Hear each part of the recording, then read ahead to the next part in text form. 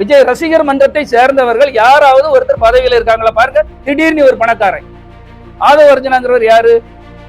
ஒரு லாட்டரி சீட்டு விற்கிற மார்டின் ஜெயில இருக்கும்போது அந்த பொண்ணை ஏமாத்தி கல்யாணம் கட்டினவர். செங்கோட்டையன் என்ன தியாகம் பண்ணிட்டாரு இந்த மக்களுக்காக? இல்ல விஜய் ரசிகர் மன்றத்துல இருந்து. அடுத்த பாத்தீங்களா நாஞ்சில் சம்பத், நிமிஷத்துக்கு நிமிஷம் ஒரு நாளைக்கு ஒரு கட்சி அதாவது ஒரு மாற்றத்தை தருவோம், விஜய் ரசிகர் மன்றத்துல உழைத்தவர்களுக்கு தான் முக்கியத்துவம் கொடுப்போம் என்று சொல்லி பதவி கொடுப்போம் என்று சொன்னவர்கள். யாருக்காவது பதவி கொடுத்தாங்களா?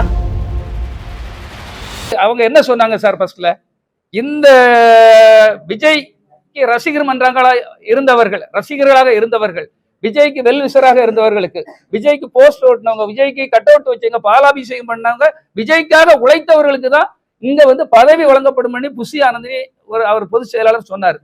ஆனா அங்க இருக்கிறவங்க யாராவது ஒருத்தர் இருக்காங்களா?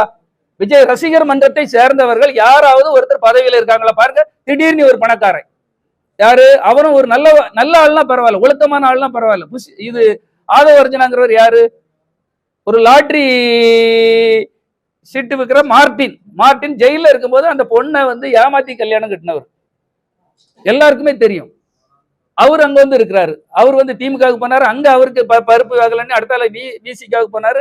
பல இடங்களுக்கு அவர் என்ன அவருடைய தகுதிகள்? அவர் முதன்மை இடத்துல இருக்காரு. அதுக்கடுத்தால பார்த்தா புஷி ஆனந்த், அதுக்கடுத்தா பாத்தீங்கன்னா இப்ப உங்களுக்கு நிர்மல் குமார், செங்கோட்டையன் என்ன தியாகம் பண்ணிட்டாரு இந்த மக்களுக்காக? இல்ல விஜய் ரசிகர் மன்றத்துல இருந்து. அடுத்தால பாத்தீங்கன்னா நாஞ்சில் சம்பத், நிமிஷத்துக்கு நிமிஷம் ஒரு நாளைக்கு ஒரு கட்சி அதாவது ஒரு மாற்றத்தை தருவோம், விஜய் ரசிகர் மன்றத்துல உழைத்தவர்களுக்கு தான் முக்கியத்துவம் கொடுப்போம் என்று சொல்லி பதவி கொடுப்போம் என்று சொன்னவர்கள். யாருக்காவது பதவி கொடுத்தாங்களா? புஷி ஆனந்த் சொன்னது உண்மையா இல்லையா? பத்திரிகையாளர்கள் உங்ககிட்டே கேட்கிறேன். ரசிகர் மன்றத்தை சேர்ந்தவர்களுக்கு தான் பதவி என்பதை புஷி ஆனந்த் சொன்னாரா சொல்லலையா? சரி, அதை விடுங்க சார்.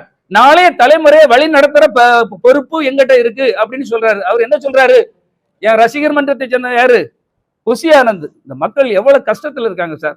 ரசிகர் மன்றங்களுக்கும் குடும்பம் இருக்குல்ல, அந்த பசங்களுக்கு வேலையே வேண்டாம், உன்னுடைய போனஸும் வேண்டான்னு சொல்லி அவருடைய மாநாட்டுக்கு வராராம்.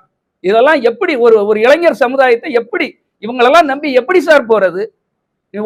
ஒரு பிரச்சனை வந்தா விஜய் போட்டோ எடுத்து பார்த்தா போதுமா? நீ நல்ல வேலைக்கு போடா, நல்ல தொழில் பண்ணுடா, இப்படி ஒரு சொல்றதுக்கு யாராவது ஒரு தகுதி உள்ளவங்க இருக்காங்களாங்க?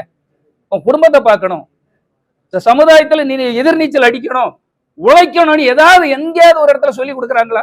போட்டோ எடுத்து பார்த்துக்க, வேலையை விட்டுட்டு வந்துரு.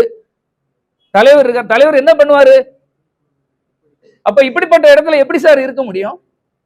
நான் இந்த சமுதாயத்துக்கு ஏதாவது செய்யணும்னு எனக்கு ஆசை இருக்குது. நான் இந்த சமுதாய பற்றுக்கு சார் 30-40 பள்ளிக்கூடங்கள் கட்டி கொடுத்துருக்கேன். 1-2 பள்ளிக்கூடங்கள் இல்ல, என்னுடைய சொந்த உழைப்புல. இன்னும் அதை விரிவுபடுத்த வேண்டும். அதற்காக தான் நான் இன்னொரு கட்சிகள் வேண்டும், மாற்று கட்சி வேணும் என்பதற்காக போயிருக்கேன். செய்திகளை உடனுக்குடன் தெரிந்து கொள்ள கீழ்கண்ட கேபிள் மற்றும் டிடிஹெச் நெட்வொர்க்குகளில் எம்நாடு செய்தி தொலைக்காட்சியை காணுங்கள். பாதகம் செய்பவரை கண்டால் நாம் பயம் கொள்ளலாகாது பாப்பா.